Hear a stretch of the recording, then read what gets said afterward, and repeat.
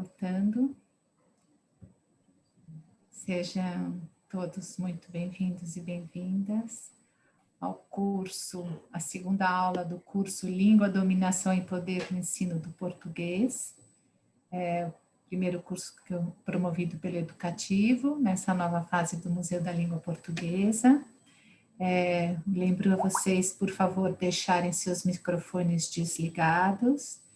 E vocês podem fixar a professora Margarida e os intérpretes na tela de vocês, através daquele pino que fica à direita, na parte superior do quadrado em que eles estão. A dinâmica dessa aula é a mesma da aula passada, 1 hora de exposição da professora e mais uma aula para perguntas e interação. Quem quiser pode fazer a pergunta no chat ou se inscrever para fazer a pergunta verbalmente, ok? Os intérpretes de Libra de hoje são as mesmas da última aula, que é a Carolina Fumi e o Tiago Coimbra. E a aula de hoje, de Línguas Africanas do Brasil, será ministrada pela professora Margarida Peter, que é professora livre-docente do Departamento de Linguística da Universidade de São Paulo, onde ela atua como professora sênior nas áreas de descrição de línguas africanas e contato dessas línguas com o português no Brasil. Fez mestrado na Universidade de Abidjan, na Costa do Marfim, e doutorou-se na Universidade de São Paulo. Então, professora Margarida, seja muito bem-vinda. E agora é com a senhora, por favor. Boa noite a todos. Muito obrigada, Marina, pela apresentação. Quero cumprimentar, ao mesmo tempo que agradeço o convite, cumprimentar a feliz iniciativa que o Educativo do Museu teve de promover esse curso. E ficamos todos muito felizes em saber que logo, logo poderemos visitar o museu. Mas vamos aqui fazendo aquecimento com esse curso, né? Muito obrigado pelo convite e vamos dar início, então, a essa aula, né? Tentando continuar aquelas ideias que foram já apresentadas pelo professor Vilmar, né? A ideia de que línguas participam da nossa história linguística, línguas constituem o português brasileiro e que no Brasil são faladas muitas línguas, né? Então, vamos lá, eu vou compartilhar aqui minha tela.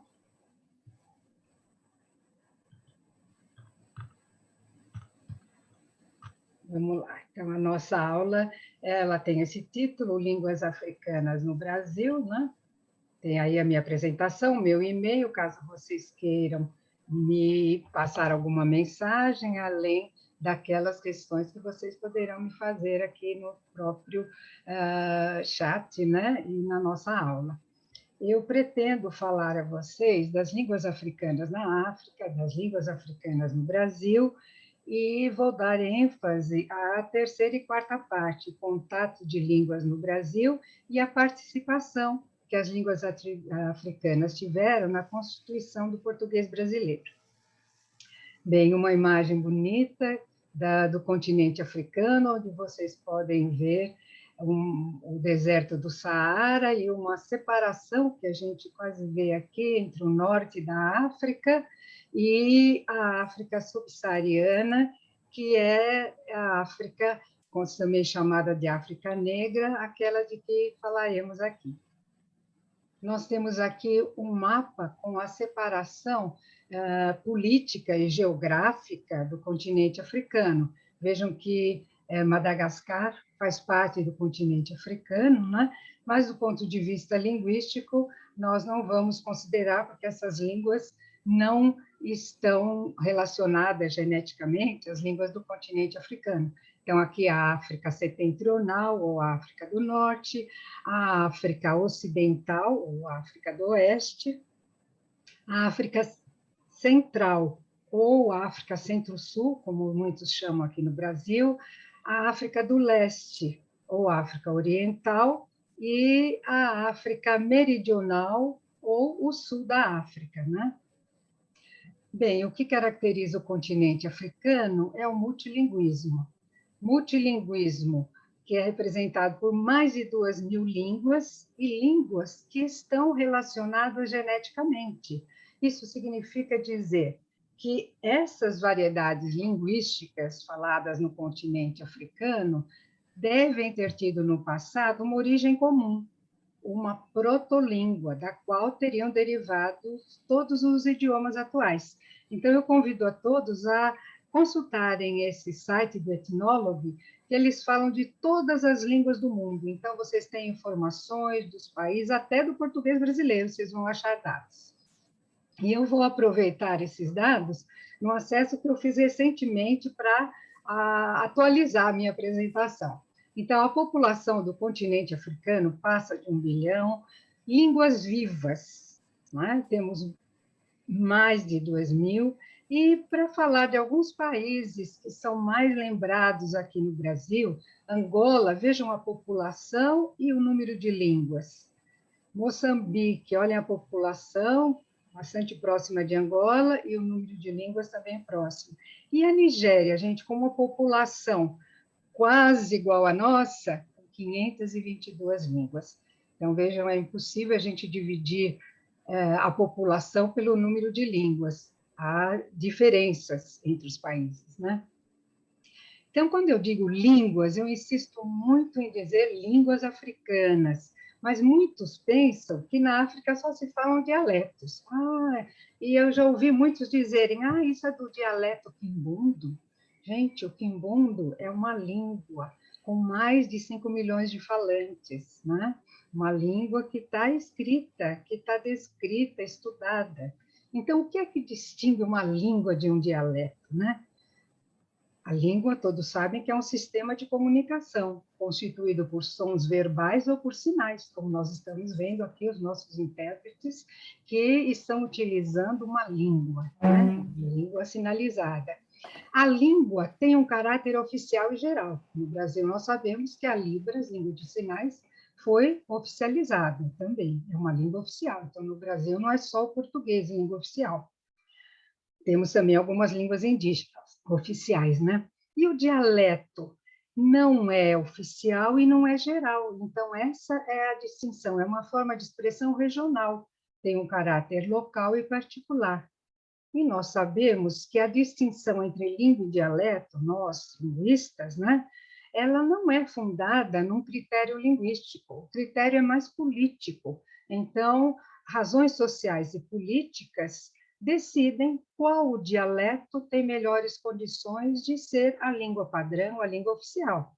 Eu sei que aqui, nessa nossa conversa, nessa nossa aula, há participantes de várias regiões do Brasil. Então, vocês vão identificar que eu estou falando o dialeto aqui de São Paulo, eu sou paulistana. E quem conhece bem São Paulo vai poder até identificar de que bairro eu venho, eu não vou contar, né? Mas, então, pensar que um dialeto é uma forma regional e que pode se tornar língua oficial. Um exemplo bastante claro disso é a situação do italiano, né? O dialeto de Florença, o dialeto toscano, foi escolhido para ser o padrão, por ser a língua em que Dante Alighieri se expressava, né? Bom, mas vamos lá para as línguas africanas. Essas mais de 2.000 línguas, elas foram analisadas, assim como as línguas indígenas, são divididas em troncos, grandes grupos linguísticos, né? Essa ideia genética de organizar as línguas. Então, o tronco afroasiático, lá no norte da África, o nigero-congolês, que eu destaquei aqui, porque as línguas que foram transplantadas para o Brasil pertencem, em sua maioria, a esse tronco linguístico.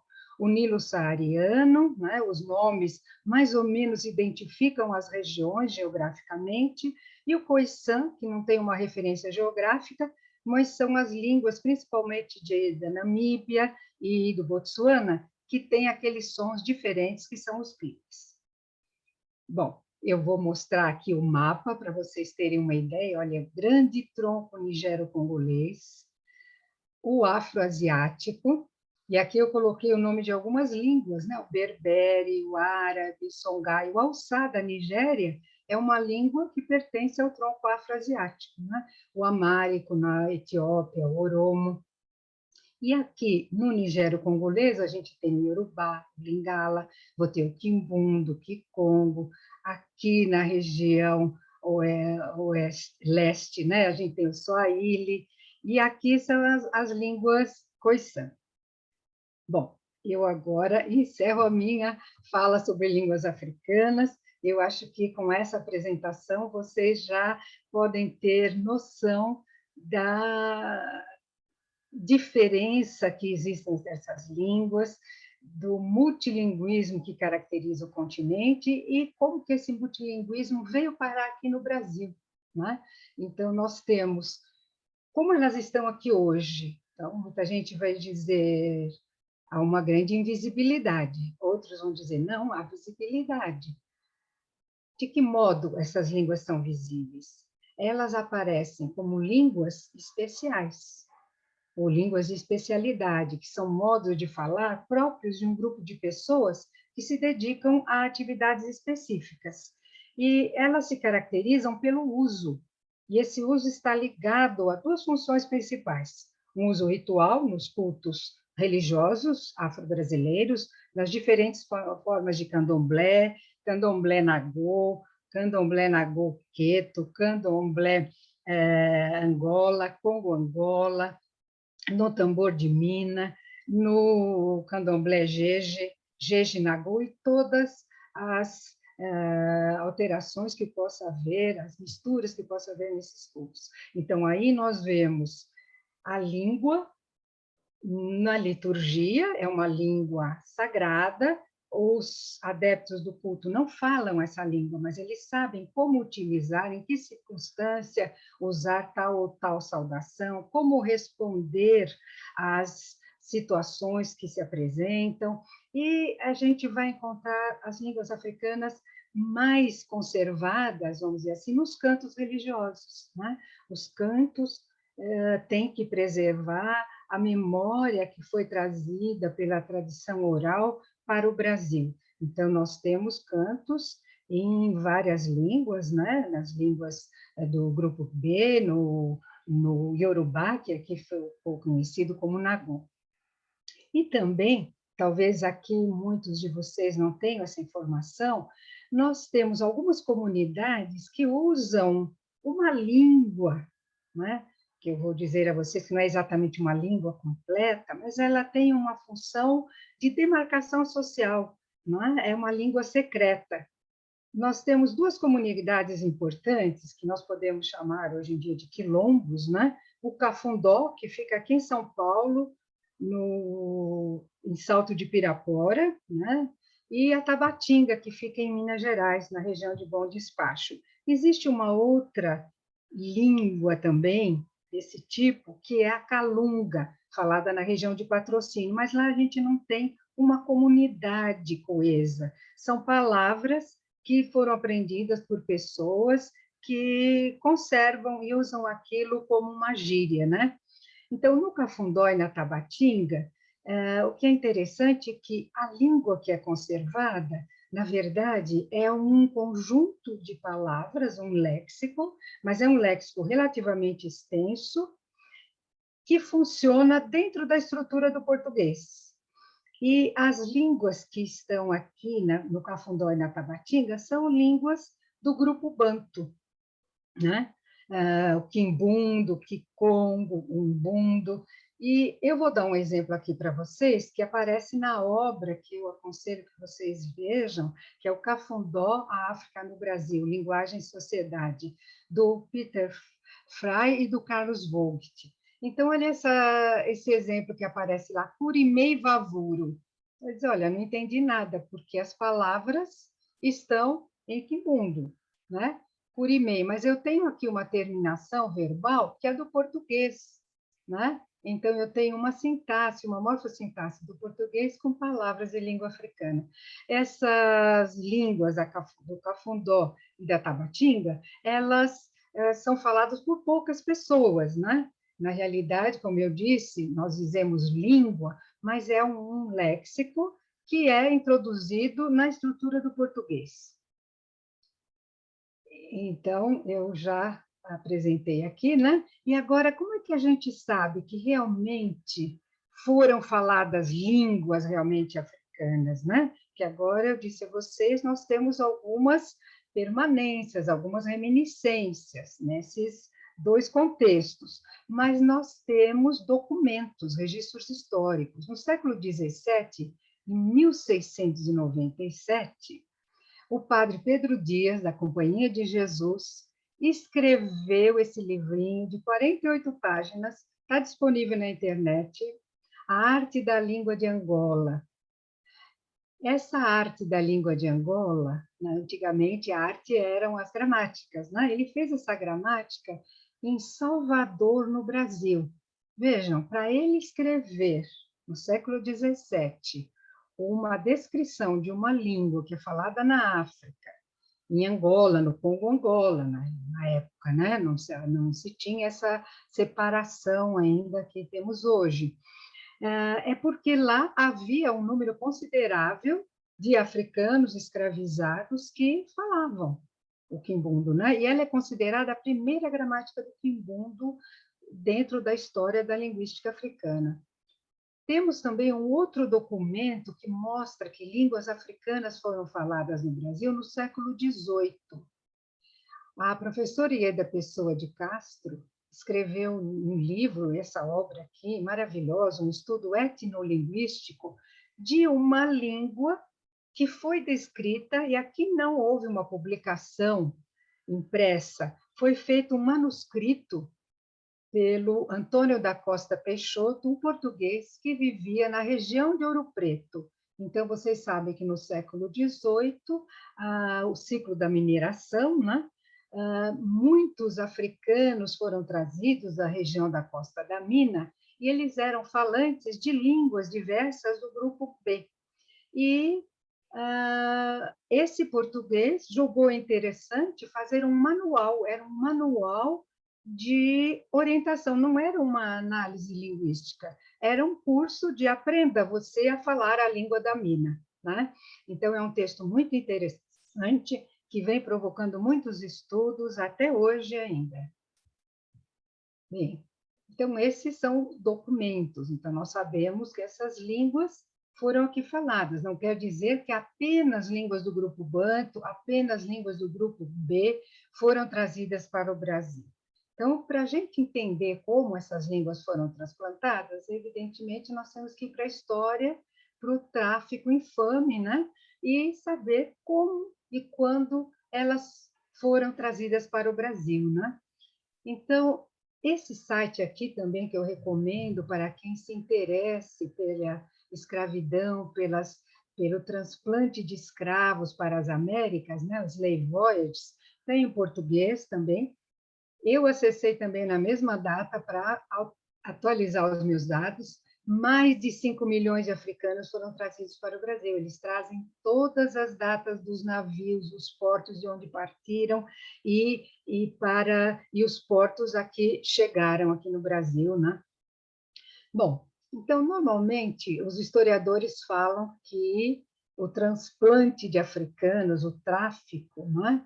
Veio satisfazer a necessidade dos ciclos econômicos. Mas, atualmente, os historiadores não estão gostando muito de falar ciclo da cana-de-açúcar, ciclo da mineração, porque fica a impressão de que no Brasil não havia outras atividades econômicas, né? Então, eles preferem dizer apenas as datas, né? Mas, de todo modo, para o nosso estudo, para a gente entender de que regiões foram sendo trazidos esses africanos, eu acho que é bastante didático a gente falar disso. Então, eu repito o que dizem os historiadores, diziam pelo menos, né, no século XVI, o ciclo da Guiné trouxe os sudaneses. Então, lembrar que sudaneses não é africano do Sudão atual. Sudanês é aquele que veio da África, situada ao norte do Equador. No século XVII, tem o ciclo do Congo e Angola. Congo e Angola, a região do antigo reino do Congo de Angola, né? que trouxe os escravos, os negros escravizados bantus, né? Então, nós vamos falar neles depois. Foi o maior número, eles vieram todos os séculos, né? Nós temos um número grande de escravos do grupo banto, né? No século XVIII, aí nós vamos ter o ciclo da Costa da Mina, que é exatamente o momento onde estavam, lá em Minas Gerais, os africanos que falavam a língua geral da mina, né? E a partir do século XVIII, esse ciclo vai dar origem ao ciclo propriamente baiano, da Baía do Benim. E no XIX, são trazidos escravos de todas as regiões, com a predominância de negros de Angola e de Moçambique. Então, Moçambique é o tráfico mais recente, né? Bom, então, esse mapa aqui foi feito pelo historiador Flávio Gomes e pelo nosso querido antropólogo, professor Kabengele Munanga, né? E, então, vocês podem ver aqui as regiões, os portos africanos, né? E os portos no Brasil que receberam esses indivíduos que se tornaram, que foram escravizados aqui. Aqui a Costa da Mina, a região do Congo-Angola e aqui a região de Moçambique.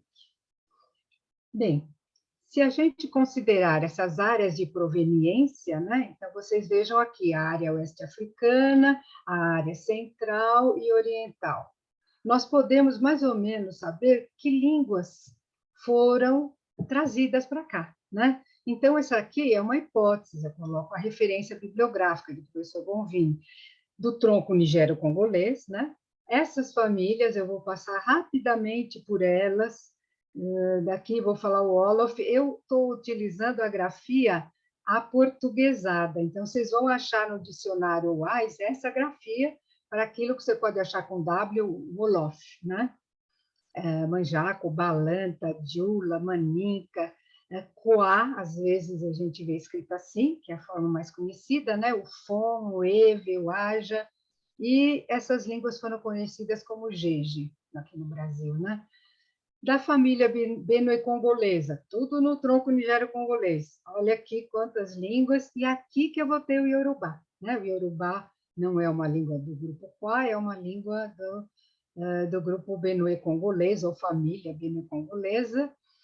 Do afroasiático, a gente tem o Haussá, que vocês já viram naquele mapa. Do nilo-saariano, aparece essa língua Kanuri. Então, essas referências a gente encontra, sim, historiadores que falam, olha, no Nina Rodrigues, ele fala, em tal época eu encontrei um indivíduo africano que sabia palavras do Kanuri, sabia palavras dessa ou daquela língua. Então, aí nós vamos levantando essa hipótese que elas devem ter atuado aqui na formação do português do Brasil, né? E a área austral, a área meridional ou sul da África, essencialmente as línguas do grupo Banto. Então, aqui eu aproveito para mostrar para vocês essa designação Banto, né? Ela é uma designação eminentemente linguística, né? Então, ela foi cunhada, foi proposta por Blake, um alemão, William Blake, né? E que ele designou dessa maneira as línguas que tinham um prefixo para designar a alternância singular e plural. Então, as línguas da região central e sul da África, nós vamos achar muita recorrência desta raiz, um tu para designar pessoa e o ba para designar o plural de pessoas, né? Então, um tu, a raiz de pessoas. E hoje a gente usa banto para falar dos povos, né? Os povos bantos, cultura banta, e assim por diante. Bom, onde são faladas essas línguas atualmente? Né? Na costa oeste, o Congo, República Democrática do Congo e Angola, mais tarde que foi a costa leste de Moçambique. Foram trazidas para cá um número reduzido, poucas línguas, embora as línguas bantas sejam mais de 600. Elas são tipologicamente homogêneas, são muito próximas, por isso que às vezes a gente vai ver, é Kikongo, é Kimbundo, é Umbundo, você vai achar cognatos, né? Elementos semelhantes, palavras semelhantes em todas essas línguas. Então, aqui vem uma lista muito grande, que eu vou passar rapidinho por ela, mas só lembrar, olha, essas línguas do grupo Banto, elas são classificadas por meio de uma letra e um número, né? Então, tem o Congo, o Kikongo, aí falada pelos Bakongos, o H20, o Kimbundo, né?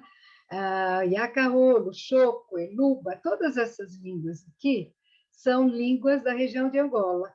E de Moçambique, nós temos evidência apenas dessa língua P aqui, uma cor, né? De Angola ainda, da zona R, temos o Mbundo, o Kwanyama, o Ndonga e o Herreiro.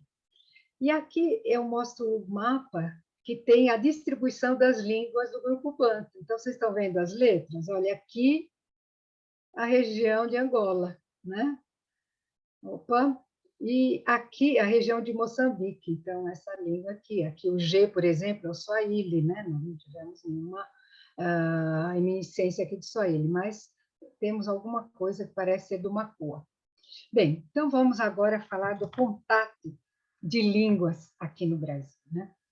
No século XVI, quando chegaram os portugueses ao nosso território, nós já vimos na aula do professor Gilmar que havia línguas indígenas, um multilinguismo indígena, e que no litoral eram faladas línguas do tronco tupi, o tupi-guarani, e que se formou ali no litoral uma língua geral, formada a partir do tupinambá. Então, vejam, é um multilinguismo bastante específico. Existem línguas específicas e existe uma língua que tem uma forma de língua franca, né, de estabelecer a comunicação entre portugueses, entre indígenas que falam línguas diferentes, né? E as línguas africanas, quando aqui chegaram, né, já era o século XVI, e já vieram na primeira expedição oficial dos povoadores, embora oficialmente a data seja posterior a essa, mas há documentos que dizem que africanos já foram trazidos nessa época, né? E os centros de Pernambuco, não é? Os portos de Recife, de Salvador, receberam uma grande concentração de africanos no final do século XVI. Bem, e eles foram levados para trabalhar, principalmente na lavoura de cana-de-açúcar. Em torno dessa lavoura de cana-de-açúcar se constitui uma sociedade patriarcal, né? A Casa Grande e a Senzala, que também é o título da obra do Gilberto Freire. Então, essa Casa Grande e a Senzala estabelecia uma distância muito grande entre o senhor e o escravizado, né? Ela também permitiu que entre o senhor e o escravizado houvesse uma comunicação, e que essa comunicação permitia que não se constituíssem no Brasil línguas crioulas, né?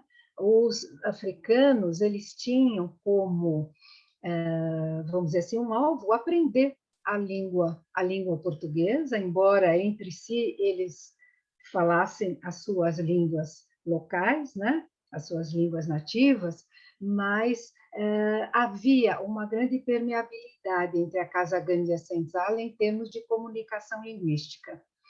E é interessante que a língua ela foi utilizada como um critério de distinção dos escravizados. Então, nós tínhamos aqueles que eram considerados e chamados de ladinos, porque tinham uma boa proficiência, tinham aprendido bem o português, já tinham aprendido bem, e aqueles que eram chamados de boçais, porque ainda não falavam bem o português, né? Não quer dizer que essas classificações fossem estanques, não. O indivíduo boçal, ele poderia, com o tempo, se tornar um ladino, um bom falante de português, né? Agora, quando é que as línguas africanas passaram a interessar quem estuda o português do Brasil, né? Quando é que eles começaram a pensar, olha, que o português do Brasil deve ter alguma coisa das línguas africanas? Foi no século XIX, né? Pensar que nós estamos aqui pelas datas das publicações próximos da independência, né? Então, a independência política também deveria representar uma independência linguística. Então, o Pedra Branca aqui é o Visconde de Pedra Branca. Ele escreveu um trabalho para o Atlas Linguístico do Mundo, e em que ele falava que no Brasil havia diferenças, que havia palavras aqui que não havia e não se encontravam em Portugal. E dessas palavras, nós temos uma lista de 16 termos que são de origem africana. E o mais interessante de tudo, que eles estão vivos até hoje. Até hoje, depois eu vou mostrar para vocês, eles continuam sendo utilizados. E aqui são dicionários do português do Macedo Soares, do Bimbo, Repé Juan e do João Ribeiro, né, dicionários ou trabalhos específicos que apontam o léxico, o vocabulário, né? Então, o vocabulário estaria carregado de marcas de línguas africanas. E no século seguinte, o século XX, né, o debate se inaugura num ambiente aí ideológico marcado pelo nacionalismo, e que encontrava nas línguas indígenas e africanas argumentos para explicar a especificidade da língua nacional, né? Então, era o brasileiro, era o português do Brasil, não sabia bem como denominar essa língua, mas essa língua estava marcada por traços de línguas indígenas e de línguas africanas. Então, aqui, evidentemente, eu vou falar dos trabalhos que se dedicaram a estudar a influência africana. Então, Renato Mendonça, Influência Africana no Português do Brasil, Jacques Raimundo, publicaram na mesma época, praticamente, e as suas obras são muito semelhantes no sentido de apontar todos os aspectos do português falados no Brasil que poderiam ser tributados à presença de línguas africanas. E o que a gente observa é que no final dessas obras aparece um léxico. De tudo que eles disseram, o que ficou para a posteridade, vamos dizer assim, é o léxico, o conjunto de palavras que eles diziam ser de línguas africanas, né? E com o passar do tempo, as ideias vão surgindo. Então, antes se mostrava a especificidade, né, das línguas africanas e línguas indígenas. O português é diferente do português europeu. E no final dos anos 45, nós já vamos ter a ideologia marcada pela unidade, né? Nós somos diferentes, mas nós constituímos uma unidade com o português europeu. Então, nós vamos ter Gladstone de Mello, Serafim da Silva Neto, Silvelia, que vão defender essa ideia, né? E eu trago uma citação do Serafim da Silva Neto, que é um grande historiador da história do português brasileiro, né? Ele diz o seguinte, que resume a opinião desses outros autores, né? No português não há positivamente influência de línguas africanas ou ameríndias. O que há é cicatrizes da tosca aprendizagem que da língua portuguesa, por causa de sua mísera condição social, fizeram os negros e os índios.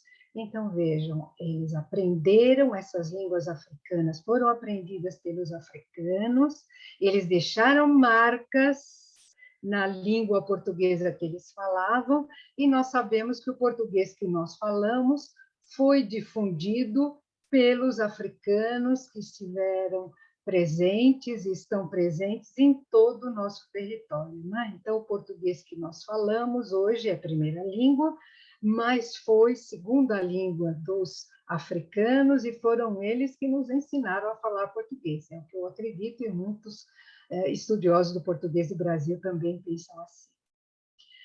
Bem, o papel das línguas africanas vem sendo reavaliado, né? Na formação do português do Brasil. E nós podemos reconhecer hoje duas posições. Uma posição que diz que houve criolização, que o português do Brasil teria sido no passado uma língua muito diferente da língua trazida da Europa, e que hoje ela teria se descriolizado, né? Teria se alterado, ou que ela teria continuado, que ela teria seguido a direção, a deriva linguística, né? Teria seguido a língua de Portugal. Então, ela é diferente, porque está num território diferente, estou com contatos diferentes, mas é basicamente o mesmo sistema linguístico que vem de Portugal. Então, veja, quando eu digo criolização, eu digo que há uma ruptura, né?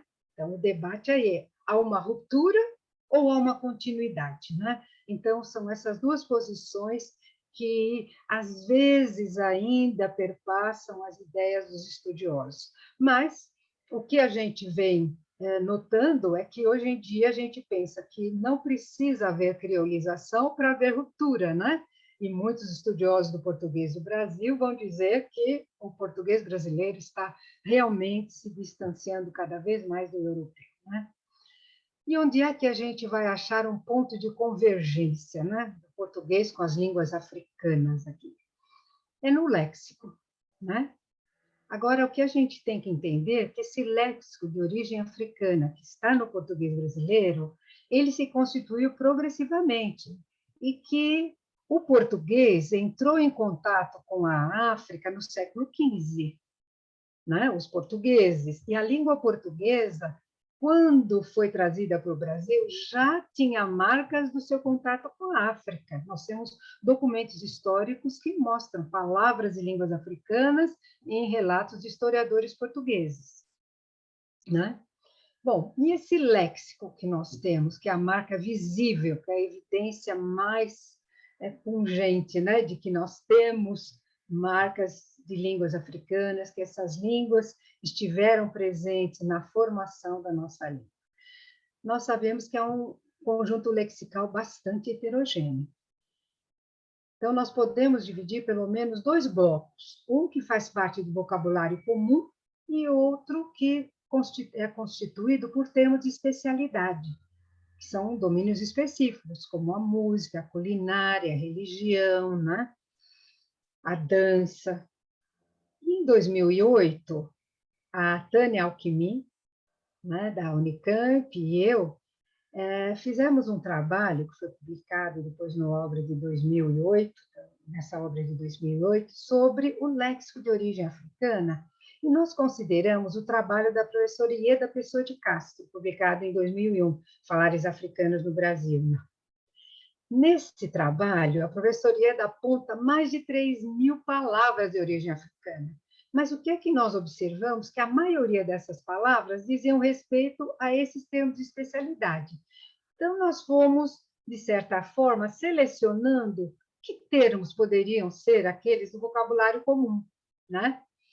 E nós fizemos um trabalho assim, sociolinguístico, né?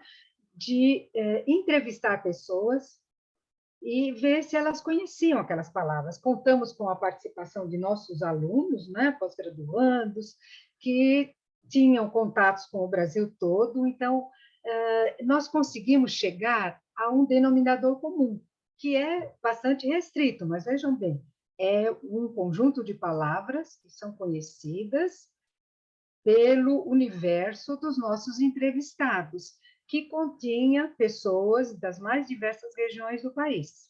Então, a gente acredita que deve haver mais palavras, deve haver palavras que são conhecidas regionalmente, mas não no português geral, vamos dizer assim, né?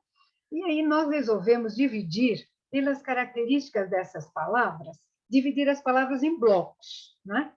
E nós chamamos de categoria, mas precisamos deixar bem claro que esse termo categoria, ele não diz respeito a uma hierarquia, não são termos mais ou menos importantes, né? São blocos, são grupos. Então, colocamos na categoria 1, aquela categoria que tem um número maior de palavras, né? São aqueles termos que podem ser usados em qualquer interação social. E, na maior parte das vezes, nós vamos ver que eles não têm sinônimos, né? Abadá, banzo, caçamba, cachaça, cachimbo, caçula, candango, canga, capanga, carimbo, cachumba, cochilá, corcunda, dengo, fubá, gibi, macaco, maconha, macumba, marimbondo, miçanga, mulambo, moleque, moringa, quilombo, quitanda, quitute, senzala, tanga, xingá. Interessante que eu trabalhei com português de Angola e de Moçambique, nós vamos encontrar muitas dessas palavras. Em Angola, a maior parte delas, caçula, quilacaçule, corcunda, cacunda, marimbondo, miçanga, muxoxo, quilombo, quitanda, tanga, xingar, etc. Em Moçambique, a gente acha miçanga, moleque, nós podemos achar outras palavras. Então, vejam bem, nós partimos do conjunto lexical que a professora Ieda Castro disse que seriam de origem africana. E dali nós fomos fazendo a seleção das palavras que fazem parte da língua do dia a dia, né? E a categoria D, 2, aí nós já temos termos mais informais, né? Que são usados coloquialmente, que eventualmente podem encontrar substitutos. Por exemplo, bamba, bambambam, eu posso dizer, ele é perito, né? Banguela, ele é desdentado, né? Cafuné, um carinho, catimba, catimbeiro, temos o futebol, né? Catinga, mandinga, muamba, muxoxo, né? Interessante a palavra muamba, que em Angola, estive lá em 2016, muamba é um prato típico, né? E no passado a gente tem registros nos dicionários, muamba era um recipiente onde se guardavam coisas, e hoje em dia a muamba é o que está dentro do recipiente, né? E eventualmente é um contrabando, né? Bom, e a categoria 3 são os termos que são marcadamente informais, de uso restrito, né? Angu, não angu, prato culinário, mas angu no sentido de confusão, né? Não é em qualquer ambiente que eu posso dizer, eu o maior angu, né? Babaca, babau, biboca, bunda. Hoje a gente fala em qualquer lugar, né? Não tem problema de eu falar aqui. Cafofo, cafundó, cambada, cucuia, muquifo, muquirana, muvuca, muxiba, quizumba, sacana, ziquezira, zumbi. Bom, então vocês vejam que, espero que vocês conheçam todos, né? Devem conhecer muito mais. Como é que essas palavras entraram no português do Brasil, né? Elas podem ter mantido o sentido de origem, como caçula, miçanga, xingar. Elas podem ter chegado, mas aqui elas mudaram de sentido. Então, como eu já falei da muamba, né, eu vou falar agora do zumbi. O zumbi, em Angola, é a alma do defunto, e tem a possibilidade de se manifestar no mundo dos vivos. Mas no Brasil, hoje, pode ser um fantasma, um indivíduo que só sai à noite, né? Ou o zumbi, como o nome do chefe dos Quilombos dos Palmares. Então, essas explicações estão lá do professor Bonvini, no texto que vocês vão ver na bibliografia. E o que é interessante, e aí é que é difícil da gente, às vezes, levantar, é que pode ter chegado no Brasil o sentido, mas não o suporte verbal. E aí nós temos o que nós chamamos de decalques. Então, a palavra pai de santo, até a gente sabe, né? Acho que a maioria sabe que é o babalorixá. A gente tem a mãe de santo, que é Ialorixá. Então, foi feito um decalque, palavra por palavra, né? Correspondente no português do Brasil. Então, é uma forma da palavra ter chegado. Ela chegou no seu significado, no seu uso, mas aqui foi traduzida, né? E outra situação, que é um empréstimo, que a gente diz que é semântico-sintático. Chegou o sentido e uma alteração sintática. Então, aí é um pouco difícil da gente ver. Então, é nessa possibilidade que nós estamos investindo na pesquisa, nós temos colegas que estão trabalhando com a estrutura sintática de línguas africanas e estrutura sintática do português. Mas eu achei interessante trazer aqui para vocês um exemplo que eu coletei no português moçambicano, publicado no trabalho da Perpétua Gonçalves. Mas eu encontrei também no português de Angola, na fala de português de Angola. O verbo nascer, vejam, para nós, ele nasceu em Santos, nasceu em São Paulo, nasceu há tantos anos atrás, né? É um verbo que não pode ter esse tipo de complemento. Ela nasceu 2 filhos, né? Porque nas línguas africanas a ideia de nascer, ela é traduzida pela ideia de que alguém me deu a luz, alguém me deu o nascimento, né? Então é possível dizer isso, tanto que eu ouvi essa sentença, ela não nasceu ainda. Como ela não nasceu ainda, né?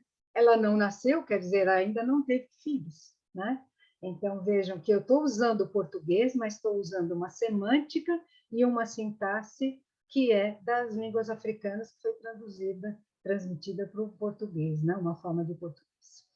Bem, Então, o contato com as línguas africanas ele está confirmado no nível lexical. Ninguém pode negar que as palavras foram trazidas de tais ou tais línguas africanas. Mas nós estamos ainda comprovando como ele chegou no nível fonológico, morfológico, sintático, né? Nós temos evidências, mas esse trabalho ainda está sendo feito. E o que é interessante a gente pensar é que o português do Brasil, ele tem mais proximidade com o português falado em Angola e até em Moçambique, né? Então, eu fiz um trabalho de comparação entre o português falado em Angola, o português falado em Moçambique, considerei esses trabalhos, né? E esses trabalhos, eles já apontam semelhanças entre essas línguas faladas em Angola e Moçambique e o português brasileiro. E no Brasil, dificilmente a gente vê pessoas dizerem isso também a gente encontra lá no português de Angola, no português de Moçambique. Então, vou falar rapidinho aqui, na morfossintaxe. O que é que a gente vai achar tanto em Angola quanto em Moçambique? Concordância nominal e verbal variável. Os meninos, né? Às vezes concorda, às vezes não. Confundir a segunda e a terceira pessoa. Você veio ontem, eu não te vi, né? Usar o pronome na posição de objeto. Eu vi ela ontem, encontrei ele. Na primeira posição, me explica isso melhor, né? A preposição em, né? No lugar de a. Ele vai na escola e não ele vai à escola. Tudo isso comprovado no português de Angola e de Moçambique. Agora, na fonologia, o que é interessante mostrar, a gente não tem documentos de como os africanos falavam, mas nós temos representações na literatura, né? Então, nós temos trabalhos de estudiosos como a Tânia Alckmin, que no século XIX eles já vão dizer que eles apagavam essas consoantes finais, perá, calome, tapo, esperar, restabeleciam o padrão silábico consoante vogal, recolutamento, africano, isso documentado. Substituíam a fricativa G por Z, João, né? No lugar de João. Trabalhar por trabalhar, nhonhô, nhô, ele, isso na fala registrada dos africanos que está na literatura, né? Então, vejam, é uma representação. Mas o que é interessante é que nós vemos hoje muitos desses traços, tanto em Angola como em Moçambique, países de línguas bantas, quanto no Brasil. Psiquiatra, a gente fala psiquiatra, né? Psiquiatra, advogado, pneu. Bom, na sintaxe já é outra história que demanda um trabalho maior. E aí eu levantei essa hipótese, né? No trabalho, na minha tese até de livro de docência, de 2008, a hipótese que exista um contínuo afro-brasileiro de português, né? Que haja uma continuidade que nos distingue do português europeu, porque nós tínhamos muitos trabalhos de linguistas brasileiros de portugueses que mostravam as diferenças. Olha, o português do Brasil é assim, o português europeu é assado. Já está na hora da gente olhar para o Atlântico, né? Olhar para a África e ver que nós temos semelhanças, temos diferenças também, mas que existem muitas semelhanças entre o português de Angola, Moçambique e o português falado no Brasil. Então, essa hipótese que haja um contínuo afro-brasileiro de português. Então, proponho aquelas situações aparentemente não conciliáveis, né, de ruptura ou de continuidade, eu proponho que nós estejamos continuando a língua falada em Portugal, né, mas que a gente esteja rompendo com ela, né, assim como o latim que foi trazido, foi levado, né, para toda a Europa e que se transformou nas línguas neolatinas, o português europeu também levado para as Américas e levado para a África e para a Ásia também, né? Ele se transformou e formou novas variedades de português. Então, há uma continuidade com uma certa ruptura, né? E essa inspiração também vem da história. Não sei se vocês já ouviram falar do trabalho do Luiz Felipe de Alencastro, O Trato dos Viventes, a formação do Brasil no Atlântico Sul. Olha o que ele diz aqui, eu parafraseei, né? O Brasil se formou fora do Brasil. Então, pensar que o português do Brasil se formou fora do Brasil, não como um prolongamento da Europa, mas como participante de um sistema de exploração colonial singular em ação no Atlântico Sul. Então, pensar que o nosso português está mais voltado para Angola do que para a Europa, né? E eu termino aqui agradecendo a todos. Tenho aqui as referências bibliográficas e encerro aqui a minha apresentação, ficando disponível para as perguntas que, por acaso, vocês queiram fazer. Obrigada, Margarida. É sempre Olha, muito corri bom, bastante. né? Não, isso, você acabou antes ainda do seu tempo. Até acabei. Mas é muito bom ouvi-la, já me trouxe vários insights, várias propostas Uhum. que nós podemos trabalhar, né, com essa questão de todas essas línguas africanas, né? Então, eu abro agora para todos que estão nos ouvindo. Quem quiser fazer uma pergunta no chat ou ainda quem quiser se inscrever para falar diretamente, por favor, estamos Fiquem aqui. à vontade, porque eu falei tão rápido. Podem perguntar sobre tudo e aquilo que também eu não falei, né? Porque deve ter curiosidade. Se eu souber, eu estou disposta a falar, porque professor nasceu para falar, né? Então, estamos falando. Enquanto nós estamos esperando as pessoas perguntarem, Margarida, eu gostaria de perguntar, ou ouvir um pouco mais de você, o que você falou agora mais no final, né? Quando você estava falando do Nho, do psicólogo, né? Do pneu e tal. Eu acho muito importante, principalmente para quem é professor e está na sala de aula, entender essas características que nós temos, que muitas vezes as pessoas dizem que é uma forma errada de falar o português, porque não é o português formal, formal da onde, né? É, E que, na verdade, são do português, exatamente porque vieram junto com os africanos, que também nós somos, né? Acho que é o Agualusa que fala isso, né? Nós somos é. africanos, e realmente somos, para quem teve a experiência de já ir até, de ter ido, né? Eu falei isso a aula passada, eu cheguei em Angola, eu estava no Brasil, né? E aí É. na fala também. Então, essas Uhum. características que nós temos no português brasileiro por línguas africanas, que você começou a falar mais agora no final. Você pode falar mais um pouco para a gente disso? Acho importante para os professores. Bom, vamos ver se eu consigo aqui resumir. Então, ah, o que a gente sabe é que você quer que eu fale um pouquinho mais dessa estrutura consoante-vogal? O que Isso, você consoante tem? vogal, agora eu também não consigo me lembrar especificamente de alguma para dizer, mas são bem Essas características da transformações fala. que são feitas? Tá.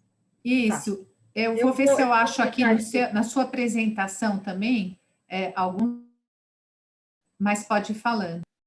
Então, o que acontece é que as línguas do grupo Banto, elas têm uma estrutura, todas as palavras, elas têm consoante, vogal. E nós sabemos que no português, nós temos, às vezes, consoante, vogal. Você fala cravo, você tem o k, o som r, né? Então, cravo. Então, a tendência de uma pessoa que ela ouve uma vogal, então ela fala quiravo, né? Africano, ele vai falar africano, né?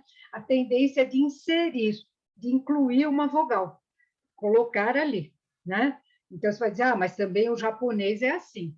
O japonês também é uma língua de consoante vogal. Mas, ora, os japoneses não tiveram aqui no início da colonização, não tiveram tanta influência, né? A gente conhece algumas palavras aí que a gente usa do japonês, sushi, sashimi, um empréstimo desse tipo.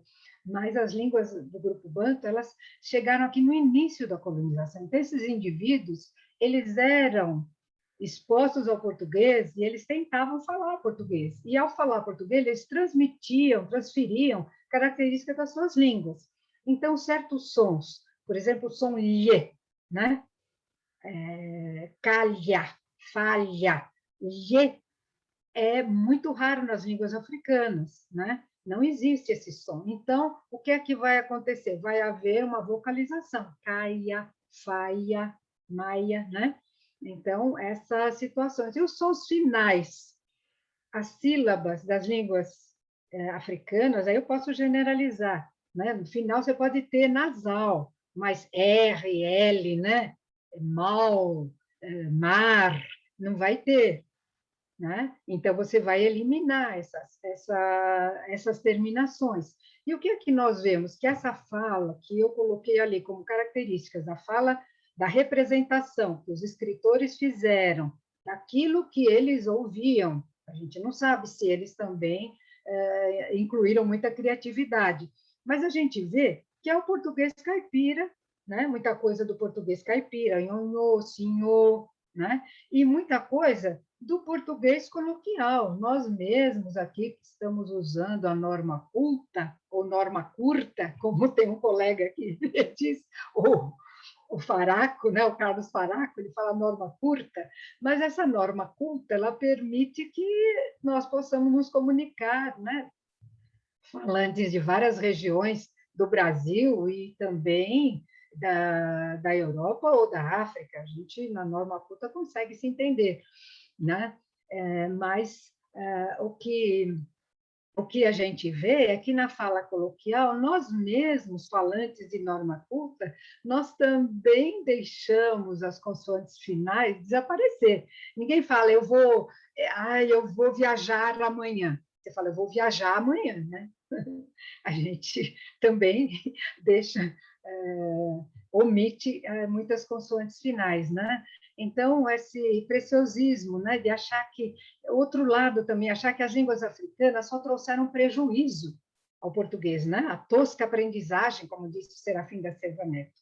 Então, prejuízo, né? Então, elas incluíram assim, não, é errado você falar assim, porque foi um prejuízo. Não, não foi prejuízo, foi uma alteração. A língua é algo dinâmico, todas as línguas são dinâmicas, elas se transformam.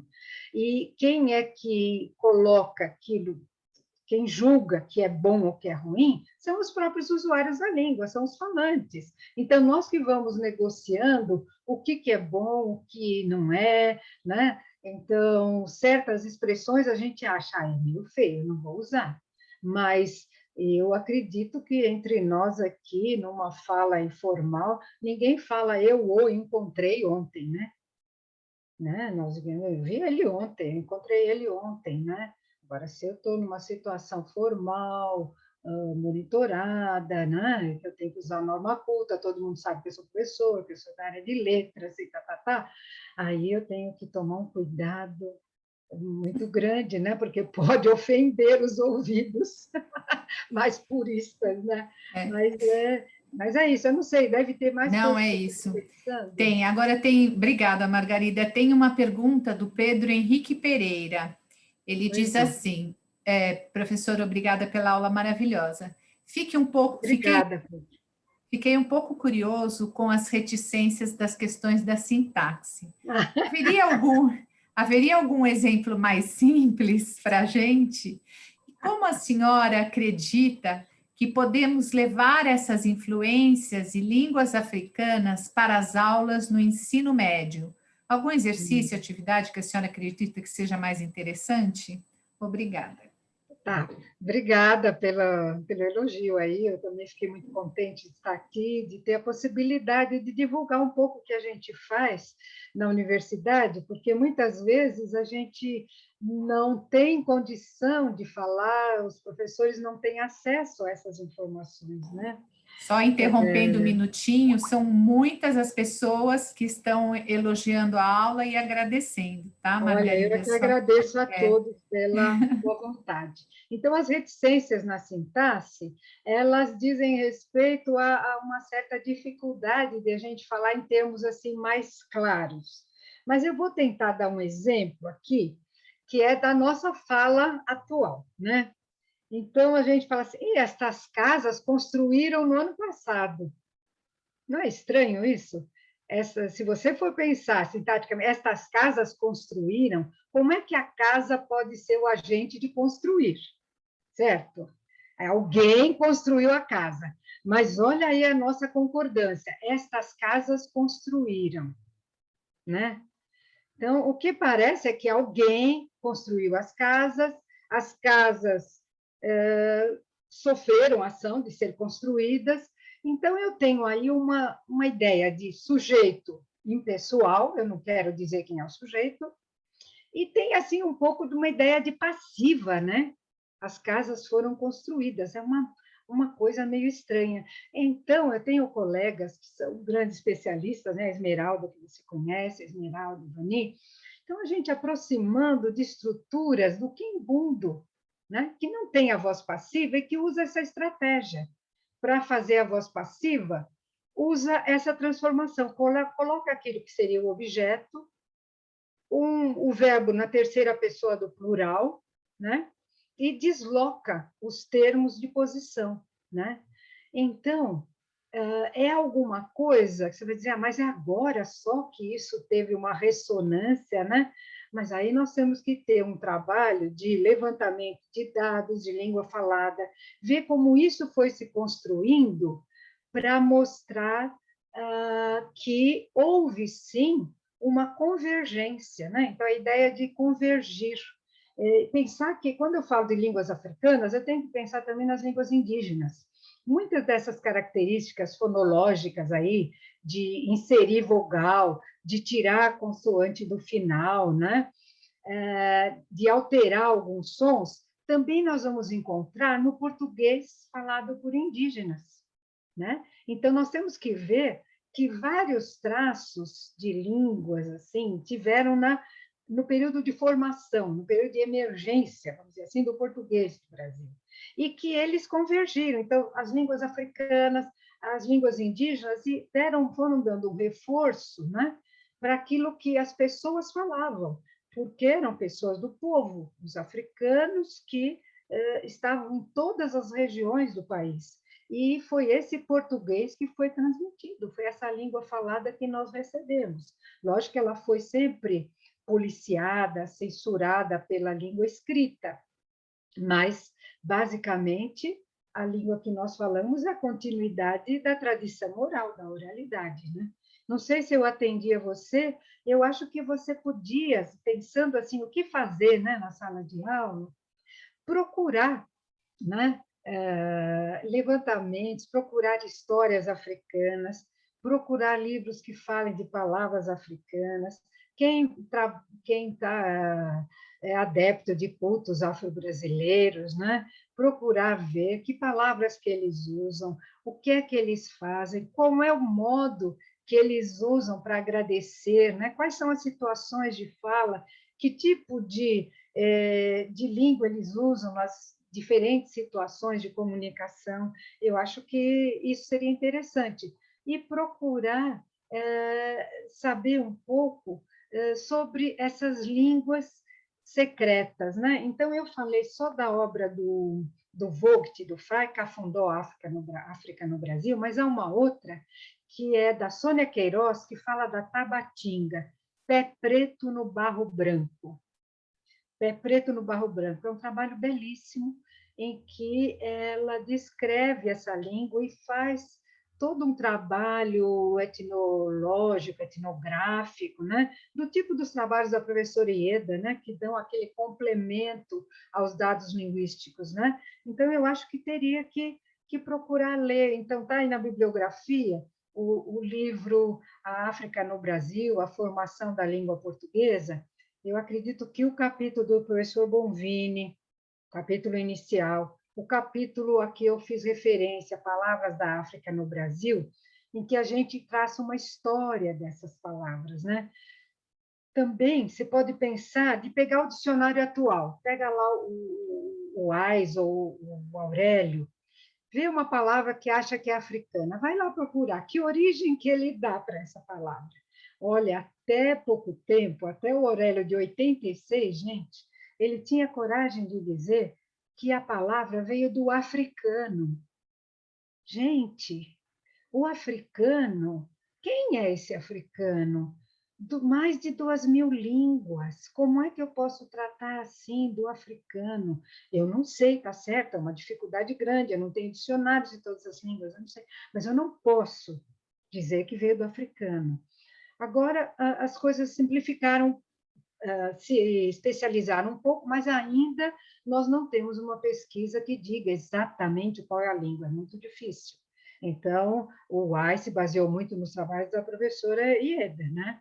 Então, ele vai dizer, veio de Urubá, veio do Quimbundo, do Kikongo, já há alguma diversificação, mas eu acho que seria um trabalho interessante procurar no dicionário e ver a história dessas palavras, e se tiver condição de ver a história, como a Tânia e eu fizemos, de procurar a historicidade, como é que os dicionários do passado registravam essa palavra?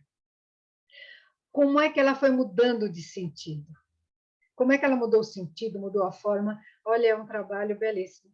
Eu acho que se você ler o trabalho lá que a gente fez, Palavras da África no Brasil, você vai gostar. E vai dar alguns insights aí para o seu trabalho. Nós temos uma pergunta, temos mais algumas. O Felipe Trabuco, ele fez algumas que um pouco você já respondeu. Eu vou pedir para você retomar uma bibliografia. Ele fala assim: professora, muito obrigada pela apresentação. Gostaria de saber se existe algum material inicial para aprofundar mais na influência das línguas africanas no português do Brasil. Um pouco você já respondeu. Também gostaria de saber o nome do livro que a senhora disse no início, acho que é sobre o cafundó, né? Algo assim, obrigado. Então, acho que você, se você puder fazer o favor, Margarida, de repetir tanto o do cafundó, que é da Cafundó? companhia, Tá. né?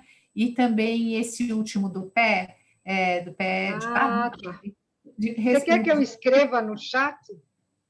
Pode ser também, seria Eu bom. posso escrever, eu vou escrever aqui. Acho Então, é interessante, por favor. cafundó. Ele aparece nos slides.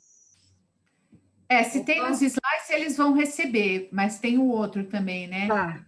O do cafundó eu posso colocar depois, eu coloco no chat. Cafundó fica no Brasil, né? E o Uhum. outro é Pé Preto no Barro Branco. Tem um outro subtítulo, mas a autora é Sônia Queiroz, é da editora da UFMG. É da editora da UFMG, da UFMG. Tá? Tá. Então, Sônia Queiroz, editora Perpétuo no Barro Branco, tem um complemento, é um livro belíssimo, ela fala da Tabatinga, né? Então, eu acho que essa bibliografia e no livro África no Brasil, a formação da língua portuguesa, o texto do professor Bonvini, o texto da Tânia e meu, né? Eles dão uma orientação. E existem vários textos que você vai achar na internet. Você procurar lá, Margarida Petter, Línguas Africanas no Brasil, vários textos estão disponibilizados, viu? Então, ali você vai conseguir baixar o PDF. E da sintaxe é um pouquinho mais complexo, mas também eu acredito que haja alguma coisa da Esmeralda Vailate Negrão e Evani Viotti que você vai poder localizar, tá? Tem aqui mais duas perguntas. A Amanda Cuesta, que é assistente do educativo, ela fala, obrigada pela aula, professora. Sou de família mineira e cacunda, por exemplo, é muito comum na fala da minha avó e das minhas tias-avós. A senhora acha que um ponto de valorização das marcas de contato com as línguas africanas pode ser a partir da fala de nossos avós? Estimular nossos alunos a investigarem os falares de seus avós e usar essa investigação para introduzir e exemplificar essa contribuição? Excelente, Amanda, excelente. É isso mesmo que a gente tem que fazer, porque nós temos que procurar os nossos mais velhos, né? Que lá em agora eles falam os macotas, né? Os macota, que a gente tem aqui também no candomblé, os macota, né? Os maiorais, os mais importantes. Nós temos que procurar essas pessoas, porque elas são, como dizia o sábio africano, né? São as bibliotecas vivas. Elas são bibliotecas vivas, né? E nós temos que conversar com elas, ver as palavras que elas dizem, palavras que a gente às vezes não usa mais e de repente vai usar, né? Porque o processo da língua, da mudança linguística é muito interessante. De repente, como é que as palavras saem numa situação, às vezes inusitada, a situação do muvuca. Muvuca, gente, apareceu para nós aqui de São Paulo no programa da Regina Casé, né? Ninguém conhecia essa palavra aqui em São Paulo, pelo menos eu não conhecia, né? Então, há situações assim inesperadas em que surgem palavras, você vai ver de onde que vem isso. Então, se a gente tem essa possibilidade, né? Minas, gente, é um manancial de informação sobre línguas africanas. E eu fiquei encantada, porque eu estive em Minas, eu fui até a Tabatinga, né? Fui rever o trabalho da Sônia Queiroz, rever o trabalho dela, coitada. Ela fez um trabalho publicado em 1998, 1998 a data, que eu não coloquei ali. E nós fomos, eu fui com os alunos em 2011, para ver se ainda as pessoas continuavam a usar aquele vocabulário, né, da língua da Tabatinga. E ela chama de a língua do negro da costa, ela dá outro nome. E nossa surpresa foi essa, eles ainda continuavam. E por que que eles continuavam? Porque para eles era o que eu disse lá, é um elemento da demarcação social, é uma identidade do falante. Eles não moravam mais numa região periférica, muito difícil, né? Eles já estavam incorporados, já é um bairro a Tabatinga. Na época que a Sônia Queiroz fez a pesquisa, era muito afastado, a população era, na maioria, negros. Agora nós fizemos um levantamento, né? São 130 falantes, não são muitos já na Tabatinga, mas já é uma população que reflete a miscigenação do Brasil, né? Então, muitos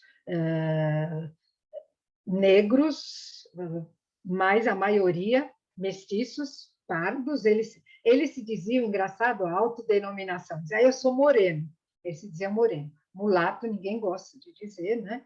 Claro, a palavra meio proscrita, então eles diziam, eu sou moreno. Então, nós víamos que essa fala ainda persistia, quer dizer, as pessoas ainda se comunicavam, achavam interessante manter, porque era o que as distinguia, né? O que mostrava que eles são diferentes dos demais.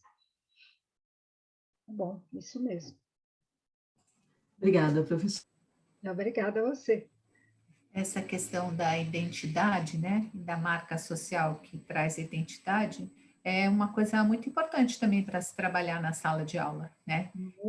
Porque muitas vezes uma marca de identidade acaba virando uma marca social de preconceito.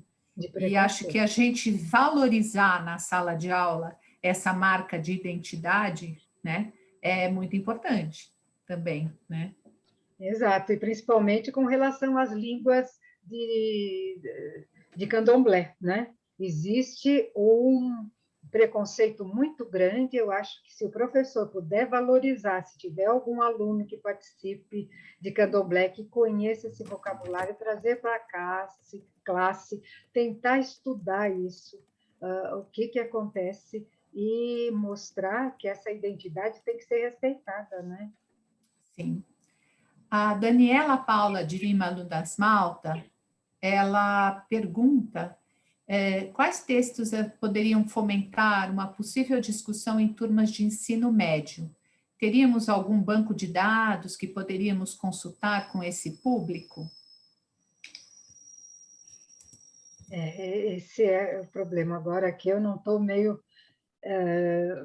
municiada para dar essa resposta, porque às vezes na universidade a gente pensa muito no público universitário, né? Então, nós escrevemos para os nossos pais, escrevemos para os nossos alunos de graduação, os trabalhos que nós publicamos têm esse público, né? Mas eu acho que esse trabalho da Tânia, meu, Palavras da África no Brasil, textos da professora Ieda Pessoa de Castro, vocês vão achar muitos na internet. Coloca lá Ieda Pessoa de Castro, há muitos textos que estão disponíveis na internet. Outra colega, Tânia Alckmin. Tânia Alckmin. E os meus textos, tudo que tiver na internet, eu acredito que é possível ser discutido com os alunos do ensino médio. Então, cabe aí a vocês avaliarem, né, antes de apresentar ao aluno, ver se há possibilidade de discuti-los, né? Então, eu tenho muitos textos que estão disponíveis aí, e se quiserem também eu posso disponibilizar alguns textos, não sei, se não localizarem, podem me escrever, eu posso compartilhar textos. Agora, textos escritos especialmente para um aluno do ensino médio, infelizmente, eu tenho que confessar minha ignorância, eu não conheço, né? Mas eu acho que textos da professora Ieda, muitas vezes ela tem essa preocupação, ela faz estudos assim, ela se considera uma etnolinguista, né? Então, ela estuda, por exemplo, o canto do acalanto, ela mostra como o acalanto, com palavras africanas, apareceu, né? Na literatura, e ela explica isso. Eu acho que é uma forma de pesquisar. Eu acho que na internet você vai achar assim.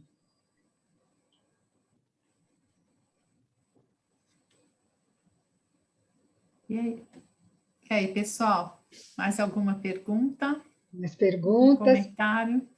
Eu fui tão atropelada em tudo. Se quiserem saber alguma coisa da África também, né? Eu estudo bastante as línguas da África. Semana passada participei de um congresso de linguística africana online. E então tem informações assim mais recentes, né? Se tiver alguma curiosidade, a gente tem colegas do mundo todo, africanistas, né? E lá eu apresentei um trabalho exatamente sobre o quimbundo, o português inserido no quimbundo, porque quando a gente fala de influência, parece que é só as línguas africanas que entraram no português, mas você vai para Angola, né? Você vai ver que o português também entrou nas línguas africanas, né? Eu tenho uma pergunta em relação a isso. Pode falar. A gente tem várias palavras que eles usam, né? Que já são uma mistura, né? Então, por exemplo, de Angola eu não consigo me lembrar alguma agora, vou pensar, mas em Moçambique, por exemplo, se fala tudo bem, como aqui a gente fala beleza, né? Eles falam maninguinais. E o maninguinais, assim, o nice é do nice do inglês mesmo, né?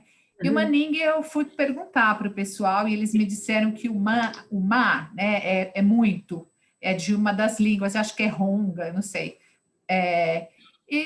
Então, em Angola, por exemplo, eles usam machimbombo, né, para ônibus. O chiclete é chewinga, mas aí também eu acho que vem do chewing gum, né, do Isso, inglês. do Mas inglês. o machimbombo, por exemplo, é de uma língua local? Ou seja, tem alguma Olha, coisa que que eu entrou para o saiba, não. português? Não, eu Eles acho que usam o também é do fish inglês. também, né? É machine bomb, né? Ah, É machine ball. Ah, machine. eu adoro isso, gente, que é É. a oralidade, né? Essa A questão da oralidade oralidade, né? cria É coisas fantástico. incríveis, incríveis. Mas Não, isso é tem, interessante. Eu acho que também, pensando aí nos alunos, né, de pesquisa que podem ser feitas, essas palavras que a gente acha que são esquisitas, né? Palavras estranhas, que você veja que não são do inglês, evidentemente. Tentar ver de onde será que vêm essas palavras, né? E muitas vezes a, são essas não, de desculpe. oralidade, né? A Ellie da Silva Fernandes diz que ia perguntar exatamente nessa linha, qual seria a influência do português em línguas africanas, se é que é possível ter um registro sobre esse ponto. Eu sei que tem, lá eles já estão levantando também, né? Mas eu não sei Tem se sim. você tem para nos Tenho, dizer. tenho sim. Olha, o que eu posso dizer é da língua que eu venho estudando, né, que é o Quimbundo, que eu estou num grupo aí de estudos da língua do Libolo.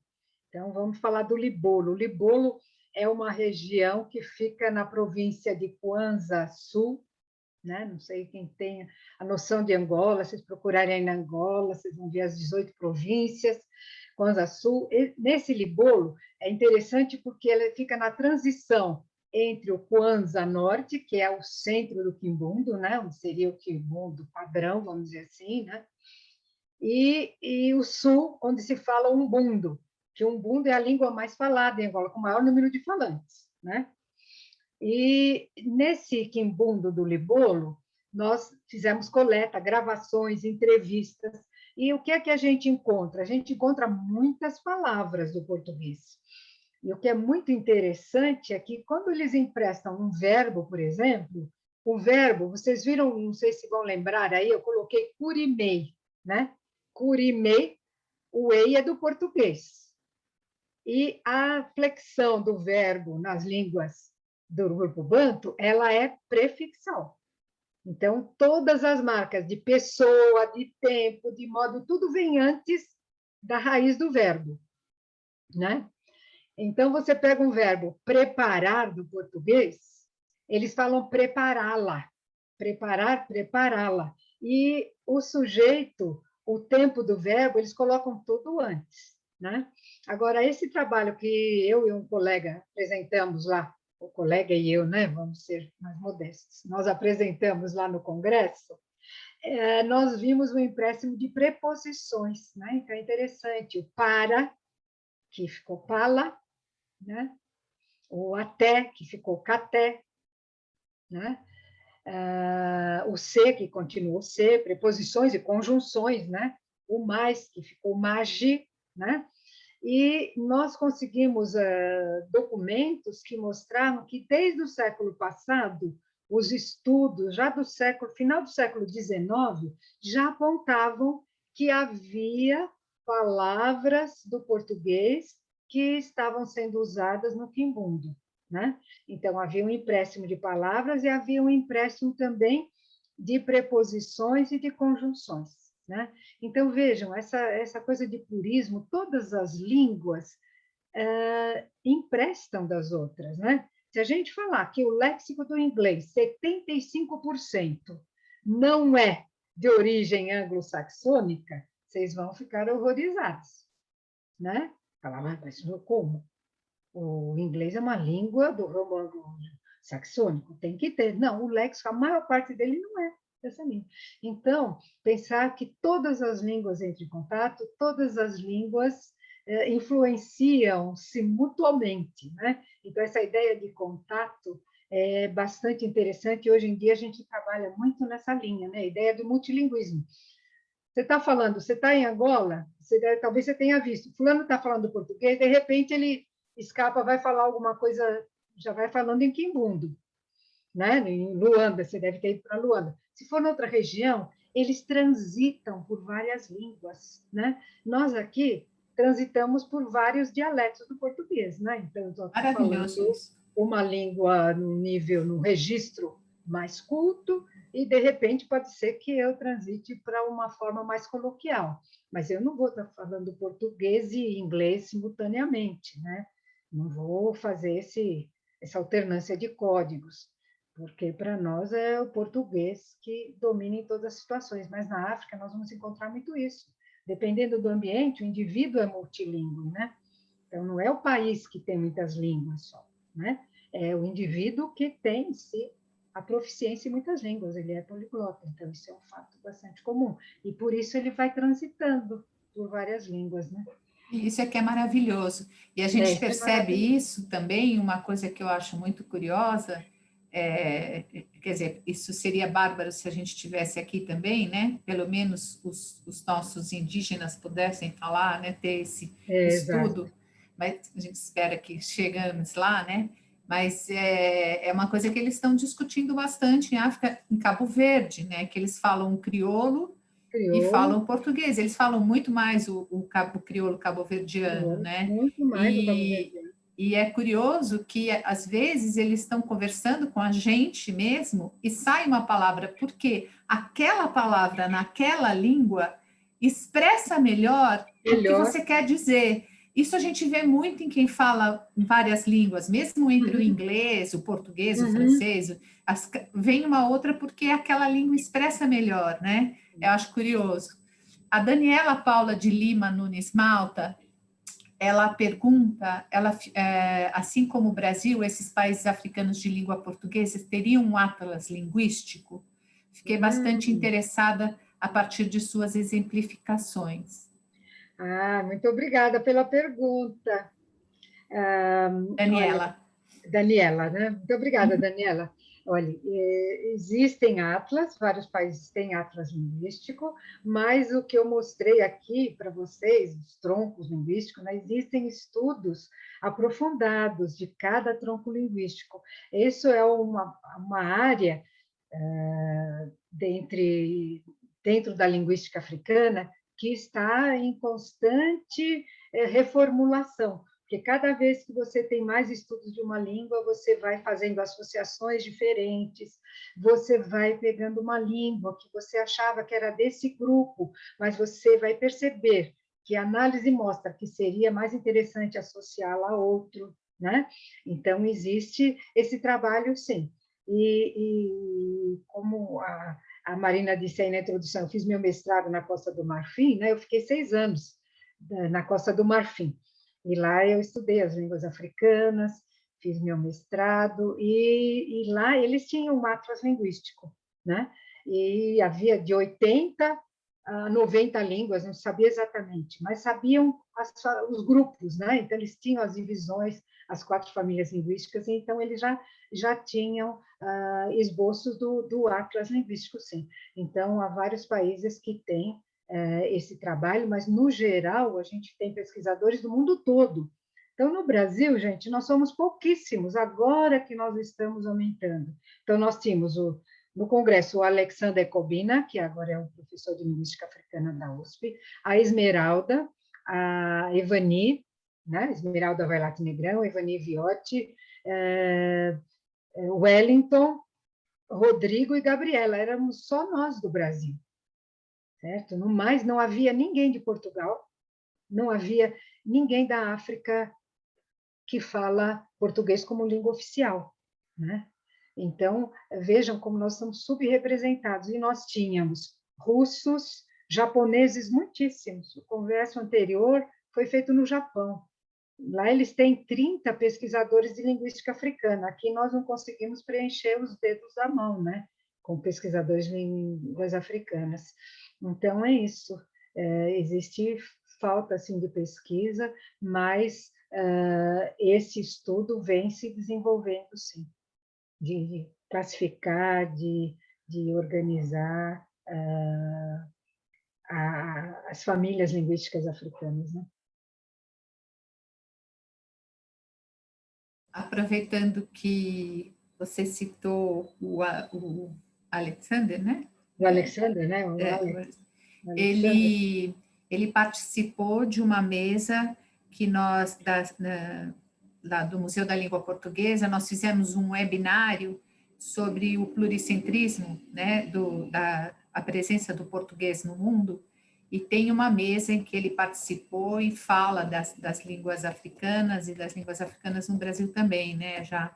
E, então, é bem interessante a fala dele também, que vocês podem Muito bom, encontrar né? no YouTube.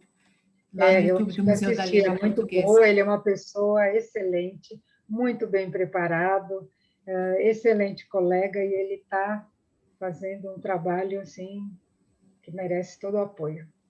Muito É bom. isso. O que mais, gente? Mais alguma pergunta? As pessoas continuam elogiando muito, Margarida. Realmente foi Muito muito bom obrigada, eu para fico nós. muito contente de ter essas pessoas interessadas, né? Pelo trabalho, por entender um pouco mais o que é esse português brasileiro, que ele não é um só, né? Que no Brasil são faladas por volta de 200 línguas, né? Não é só português do Brasil, tem as Libras, que é a língua oficial, temos algumas línguas indígenas que são cooficiais em algumas regiões, né?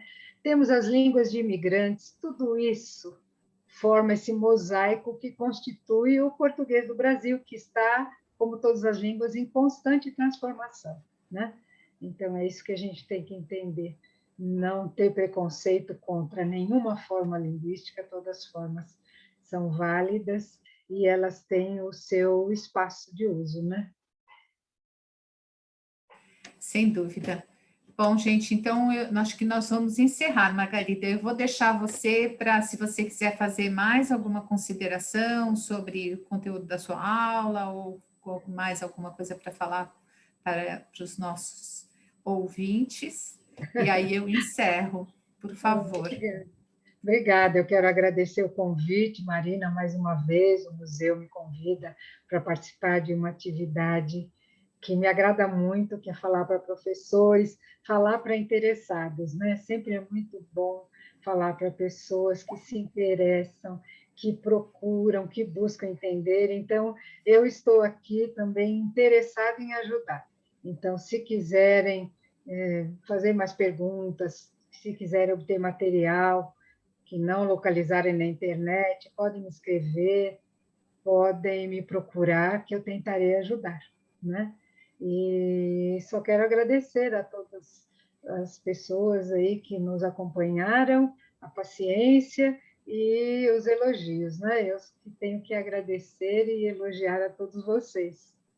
Muito obrigada. Imagina, nós que agradecemos, Obrigada, Margarida, e Marina. eu queria lembrar a todos que na quinta-feira que vem a aula do Eduardo Calbucci, o Gucci vai falar para a gente sobre preconceito linguístico, que passa muito, perpassa muito por isso que nós já falamos aqui, que a Margarida já trouxe, e na última aula, no dia 1º de julho, a Neide Almeida vai fazer um apanhado geral. Vocês que perguntaram aqui sobre a sala de aula, a Neide é uma especialista sobre isso, né, de trazer essas questões étnico-raciais e a língua portuguesa na sala de aula. Então, vocês vão ter aí uma grande oportunidade também de trabalhar essa síntese, né, dessas aulas todas com a Neide no dia 1º de julho. Então, a próxima aula é na quinta-feira que vem. Nos vemos. Desejo a todos uma ótima noite, uma boa semana de quinta a quinta, né? E até a próxima. Muito obrigada também, Carolina e Tiago, pela tradução. Muito Obrigada, obrigada. Fernando, pelo nosso suporte aí. E o Felipe, que eu sei que não aguentou e também apareceu, né? Boa noite, Margarida, e boa noite a todos. Muito obrigada, Boa pessoal. noite, boa noite. Boa noite, gente. Muito obrigada, viu? Obrigada. Tchau, tchau, Obrigada. Obrigada. professora. Tchau. Boa noite.